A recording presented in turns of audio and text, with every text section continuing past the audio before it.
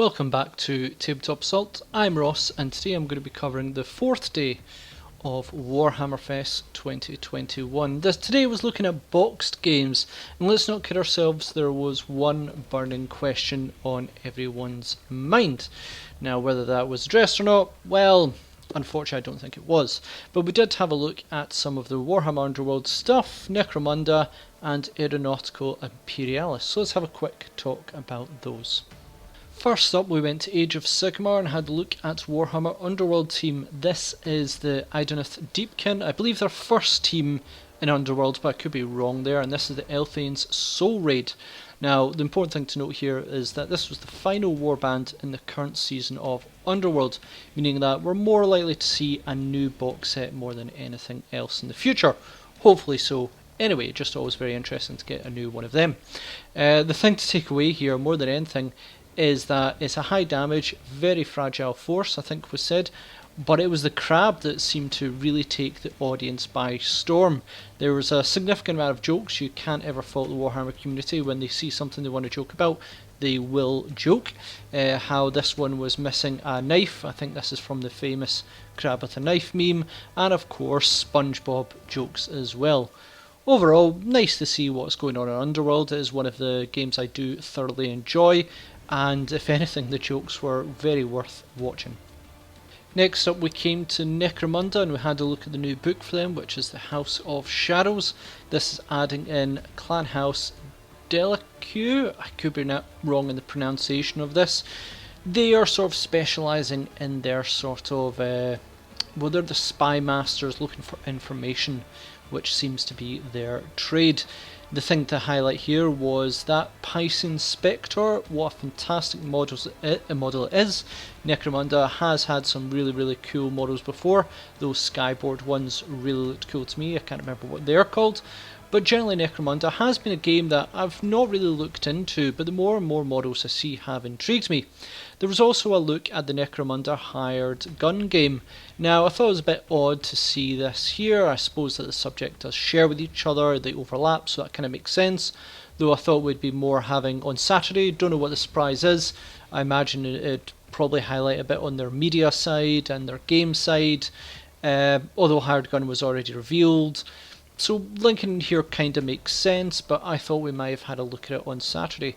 Either way, it is looking kind of like a cool game. I know various friends are actually very interested to give this a go, so nice to see a new aspect to that as well.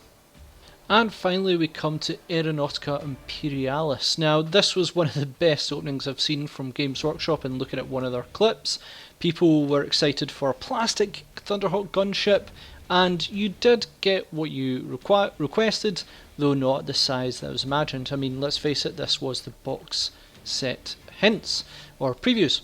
So yeah, this was adding the Adeptus Astartes to the box set with their Xiphon Intercessor, Storm Eagle, and also the Thunderhawk gunship, though I don't believe that will be in the original box set. That will probably be sold separately. Expansion adds also the Eldari Craftworld, and there's going to be Nightwings and Phoenix Bombers.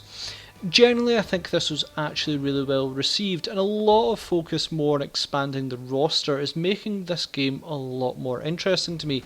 Though there isn't the factions I would typically go for in this, that would be probably Chaos, Drukhari. They are sort of my two main factions I would love to see, but certainly I'd be interested to now maybe give this a go. There is now a variety of forces.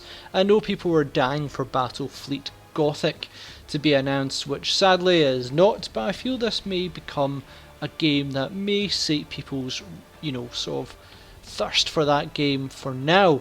Maybe in the future we might see Battlefleet Gothic, but the more they expand in this game, the more I think it might be doing quite good to cover all angles of that, what people are looking for. So I'm going to have a look into it, I feel, because I just feel with this growing roster, it may be worth having a look at.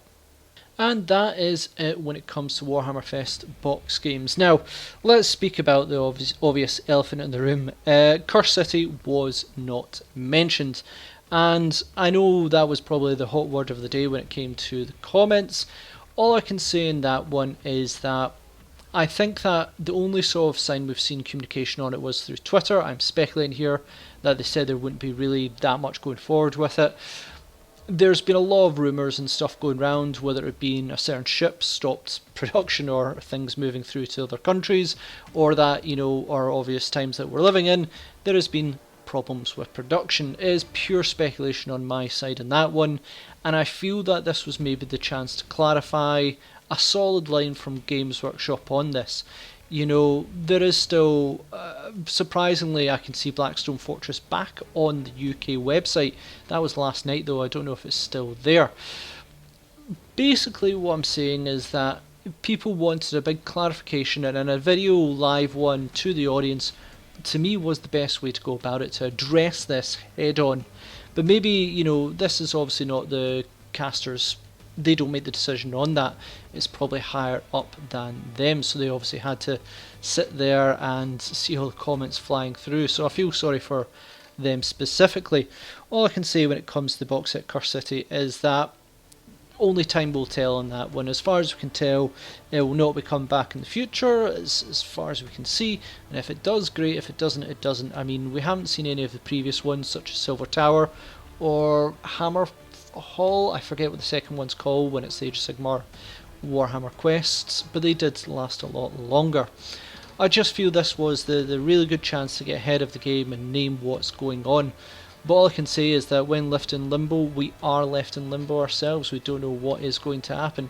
But let's not take away from what we have seen here. The Underworld team is a game I very much enjoy, so it's nice to see a team there. Necromunda is a game I haven't seen, though I do know a few people who do enjoy it. And the Aeronautica expansion, well, is very interesting. It is actually something I will speak to some of the guys and say, hey, why don't we give this a go? I mean, it's looking quite cool, and maybe our only chance to actually use a Thunderhawk gunship.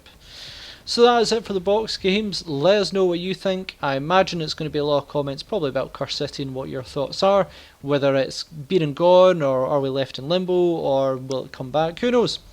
Let me know in the comments what your thoughts are. What did you hope to see? I know one of my friends was like Battlefield Fleet Gothic, but they say that every year, so maybe not. So let me know what you think. Check us out on social media to see your upcoming projects, and we'll see you on our Tabletop Assault Battle Reports.